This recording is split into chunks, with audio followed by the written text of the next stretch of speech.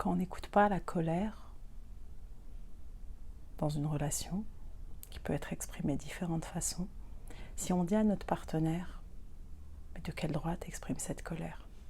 Pourquoi tu fais ça ?»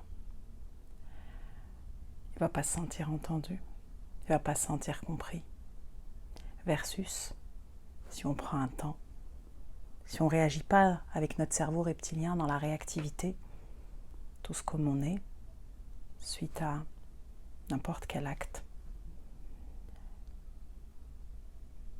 si on accueille ce qui se passe, si on essaie un moment de se mettre à la place de notre partenaire, par exemple, pour essayer de comprendre et de lui demander « Mais quel est ton besoin? Qu'est-ce qui fait que tu es en colère? Est-ce que tu peux m'expliquer ?»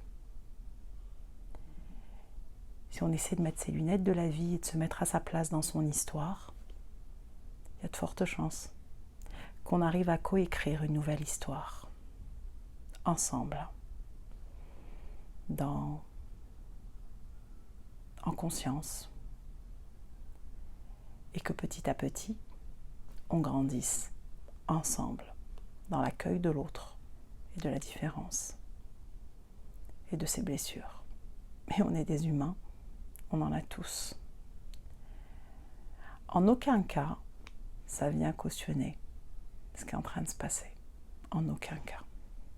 C'est inacceptable. Tout comme dans une relation, plein de choses sont inacceptables. Il y a des personnes qui les acceptent en fonction de leurs blessures, jusqu'au jour où ils apprennent à se respecter et à respecter l'autre. Et c'est tout un apprentissage qu'on a à faire ensemble. Comprendre avec le cœur, demander pardon, apprendre à pardonner et renaître. Et si c'était une façon d'apprendre à faire autrement ensemble? Je ne suis pas sûre que dire comment tu oses faire ci, on peut l'appliquer à tout dans la relation ou dans ce qui se passe en ce moment. Comment tu oses faire l'inacceptable? T'as pas le droit de faire ça. Je ne suis pas sûre qu'on arrive à construire quelque chose de cette façon-là. En tout cas, dans la relation amoureuse, c'est pas possible. Dans la relation humaine, c'est pas possible.